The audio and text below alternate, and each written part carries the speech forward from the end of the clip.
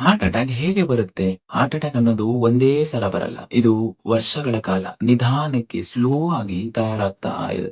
ನಮ್ ದೇಹದಲ್ಲಿ ಇವಾಗ್ಲೂ ಕೂಡ ನಡೀತಿರ್ಬಹುದು. ಬಟ್ ನಮ್ಗದು ಗೊತ್ತಿಲ್ಲ. ಏನಾಗುತ್ತಂದ್ರೆ ನಮ್ ಹಾರ್ಟ್‌ನ ಬ್ಲಡ್ ವೆಸಲ್ಸ್ ಅಂದ್ರೆ ರಕ್ತನಾಳ ಏನಿದೆ ಅದ್ರಲ್ಲಿ ಕೊಬ್ಬು ಅಂದ್ರೆ ಫ್ಯಾಟ್ ಮತ್ತೆ ಕೊಲೆಸ್ಟ್ರಾಲ್ ಏನಿದೆ ನಿಧಾನಕ್ಕೆ ಜಮಾ ಆಗ್ತಾ ಹೋಗುತ್ತೆ.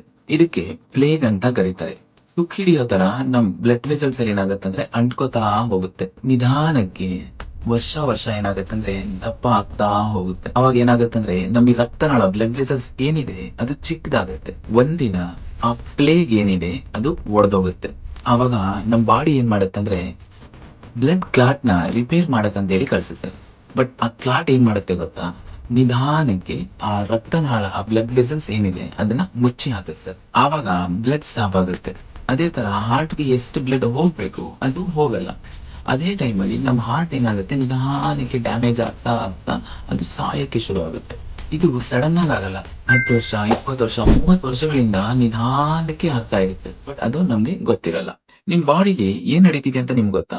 ಹಾಗಾದ್ರೆ ಈ ಪ್ಲೇಗ್ ಅಂದ್ರೆ ಏನು? ಆ ಪ್ಲೇಗ್ ಹೇಗೆ ಜಮಾ ಆಗುತ್ತೆ? ಇದನ್ನ ನಾವು ಪಾರ್ಟ್ 3 ಅಲ್ಲಿ ತಿಳ್ಕೊಳ್ಳೋಣ. ವಿಡಿಯೋನ ಇವಾಗ್ಲೇ ಸೇವ್ ಮಾಡ್ಕೊಳ್ಳಿ. ಇದು ನಿಮ್ ಜೀವ ಉಳಿಸಬಹುದು. ಹಾಗೆ ಲೈಕ್ ಮಾಡಿ, ಶೇರ್ ಮಾಡಿ, ಆದಷ್ಟು ಸಪೋರ್ಟ್ ಮಾಡಿ. ಮುಂದಿನ ವಿಡಿಯೋದಲ್ಲಿ ಸಿಗೋಣ.